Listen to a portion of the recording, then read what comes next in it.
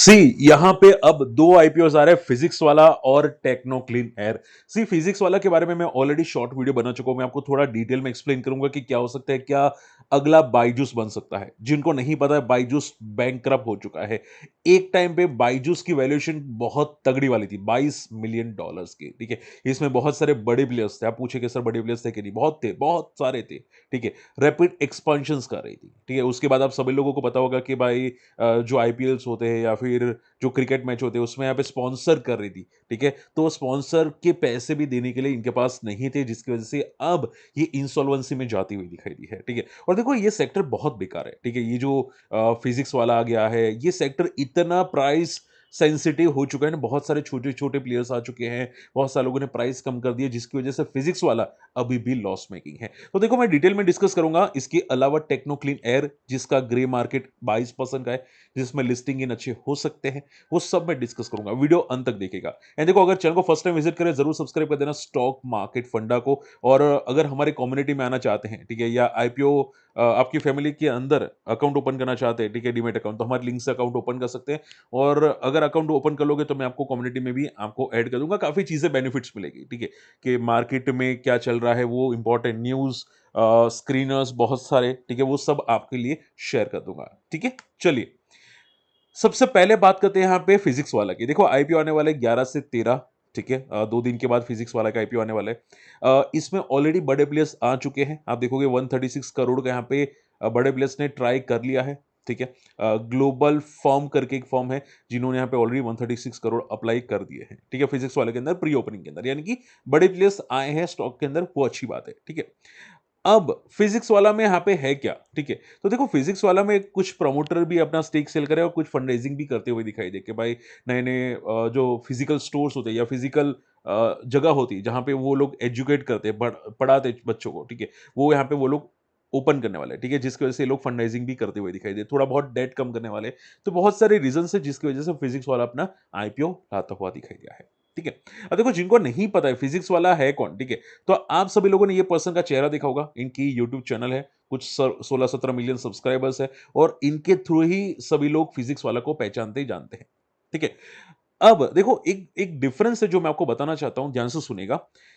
Physics वाला में और बायजूस में क्या डिफरेंस है। तो बायजूस में देखो ऐसा कोई यूट्यूब चैनल था नहीं, कोई इनके चाहक थे नहीं। ठीक है, ये लोग जो मार्केटिंग कर रहे थे वो क्रिकेट मैचेस के थ्रू मार्केटिंग कर रहे थे, काफी तगड़ा मार्केटिंग में पैसा जा रहा था। ठीक है, ऑलरेडी लॉस मेकिंग थी और वहां पे ज्यादातर पैसा जा रहा था। लेकिन इनको मार्केटिंग की जरूरत नहीं, क्योंकि ऑलरेडी ये लोग यूट्यूब पे हैं और वहां पे काफी क्रेजी फैंस है उनकी, इनकी पढ़ाने की स्टाइल काफी स्ट्रांग है। ठीक है, तो मार्केटिंग की जरूरत ज्यादातर रहती नहीं है। अगर अगर किसी को पसंद है कि भाई इनका एजुकेशन पढ़ाने का रीत पसंद है, तो लोग 2-5% भी ज्यादा देके आते हैं। ठीक है, तो ये एक थोड़ा सा बेनिफिट है फिजिक्स वाला के अंदर। ओके, अभी के लिए बात करने जाए, देखो यहाँ पे लॉस मेकिंग है, इनका लॉसेस थोड़ा सा बढ़ रहा है।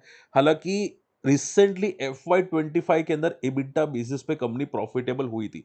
इनका मार्जिन इबिट्टा बेसिस पे 6.5% था। अब पूछे सर इबिट्टा बेसिस पे प्रॉफिट आना और फाइनल प्रॉफिट नहीं बताना, वो डिफरेंस क्या है।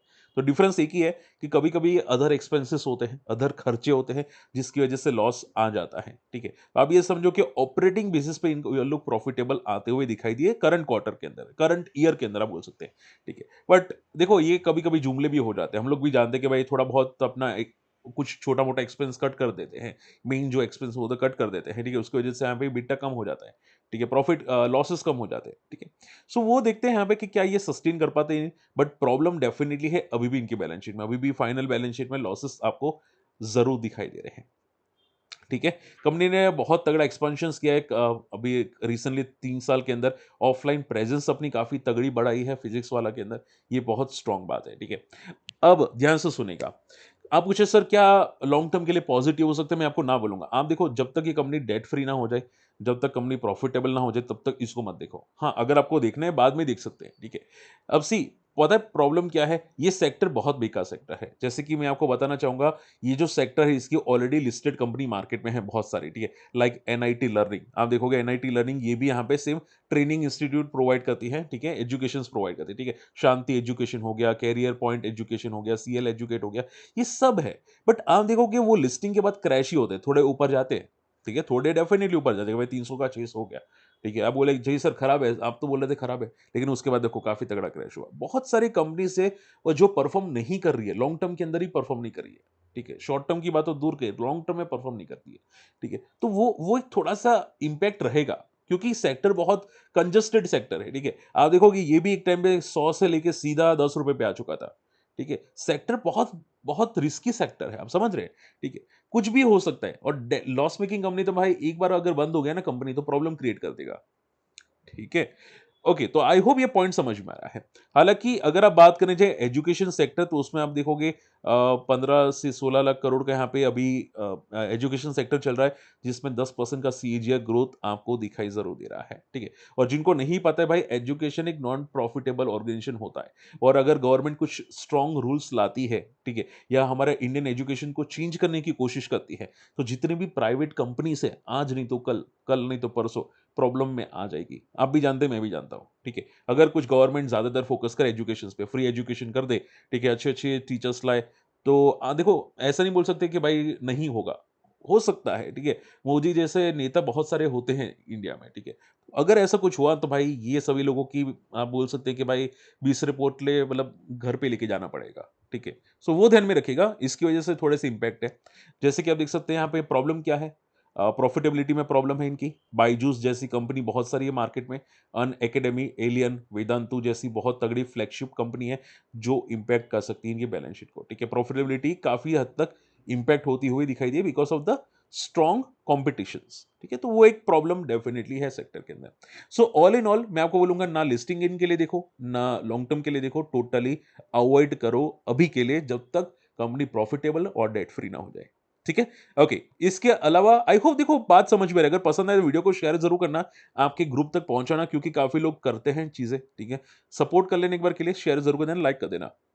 टेक्नो क्लीन एयर, आप पूछे सर टेक्नो क्लीन एयर नया आईपीओ आ रहा है क्या, लिस्टिंग के लिए ट्राई कर सकते हैं? हाँ, one shot answer is yes. ठीक है, 20% का लिस्टिंग एज है, 20 से 22% का। ठीक है, 3,500 करोड़ की आईपीओ साइज है, यानी कि अप्लाई अलॉटमेंट की चांसेस आपको मिलने के हैं। ठीक है, तो ट्राई कीजिएगा एचएनआई, मैं भी एचएनआई में ट्राई करूंगा, यानी कि 2 लाख की एप्लीकेशन मैं भी ट्राई करने वाला हूं टेक्नो क्लीन एयर के अंदर। ठीक है, अब पूछे सर टेक्नो क्लीन एयर कौन से सेक्टर में है, मैं बता देता हूं, ये है ऑटो कंपोनेंट्स। ठीक है, जो ट्रक्स होते हैं, उनका जो एयर फिल्टर होता है, उनके जो पार्ट्स होते हैं, वो यहाँ पे कंपनी बनाती है। ठीक है, जैसे कि आप यहाँ पे देख सकते हैं, सी manufacture advance clean air power strain suspension solutions, passenger vehicle के लिए, कॉमर्शियल व्हीकल के लिए, ऑफ हैवी व्हीकल के लिए, इंडस्ट्रियल एप्लायंसेस के लिए। ठीक है, तो सिर्फ ऐसा नहीं कि क्लीन एयर बनाती है, पावर स्ट्रेन सस्पेंशन सॉल्यूशंस भी कुछ करती है, सस्पेंशन होते हैं, ठीक है, गाड़ी में, वो उसका भी काम करती है। और आप बोले कि सर क्लीन एयर क्या होता है कमर्शियल ट्रक्स में, तो क्लीन एयर यानी कि कार्बन एयर फिल्टर और प्यूरिफायर, यानी कि ये वाली चीज है। आई एम श्योर आप लोगों ने देखी होगी, एयर फिल्टर ट्रक्स में आता है। ठीक है, वो कंपनी बनाती है, इसके अलावा सस्पेंशंस एंड पावर स्ट्रीम बनाती है। तो शॉर्ट एंड सिंपल में ऑटो कंपोनेंट्स में है टेक्नो क्लीन एयर। ठीक है, बार मैन्युफैक्चरिंग फैसिलिटी है। कंपनी किसके साथ काम करी है, तो आप देखोगे Maruti Suzuki, Tata Motors, Mahindra Mahindra, Hyundai, Ashok Leyland के साथ काम करती है। इनका ज्यादातर मार्केट शेयर कमर्शियल ट्रक्स में है, ऑफ हैवी व्हीकल्स में है, और पैसेंजर व्हीकल्स में थोड़ा बहुत आपको दिखाई देता है। और ये लोग मैन्युफैक्चर और एक्सपोर्ट करते हैं अमेरिका, यूरोप, अफ्रीका तक यहाँ पे एक्सपोर्ट करते हैं। यानी कि कंपनी अच्छी है, टेक्नो क्लीन एयर, आप रडार पे रखना चाहे रख सकते हैं। कंपनी प्रॉफिटेबल है। ठीक है, आप देखोगे प्रॉफिट काफी अच्छा इंक्रीज हो रहा है। बीच में यहाँ पे इनका जो सेल्स है वो डीप आया था 2025 में, बट प्रॉफिट मार्जिन काफी अच्छा था, जिसकी वजह से कंपनी अच्छा खासा ग्रो करती हुई दिखाई दी है टेक्नो क्लीन एयर। ठीक है, कंपनी अगर पीयर कंपैरिजन देखने जाए तो यहाँ पे देखो, सॉरी, पी देखने जाए तो अभी के लिए पी 27 से 29 का है, ईपीएस 13 की है। ठीक है, तो प्राइस टू अर्निंग रेशियो यानी कि ओवर वैल्यूएशन ज्यादा नहीं है।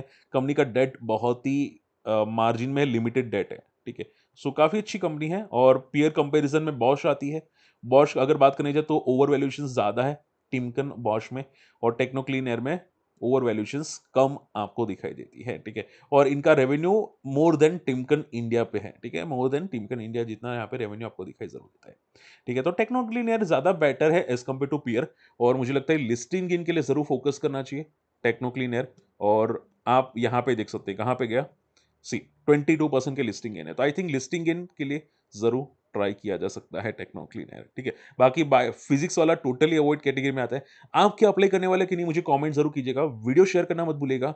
और अगर हमारी कम्युनिटी में आना चाहते हैं तो हमारे लिंक से अकाउंट ओपन कर सकते हैं, अपने फैमिली मेंबर्स का भी अकाउंट ओपन कर सकते हैं, ठीक है। मिलते हैं अगली वीडियो में, टेक केयर, बाय बाय।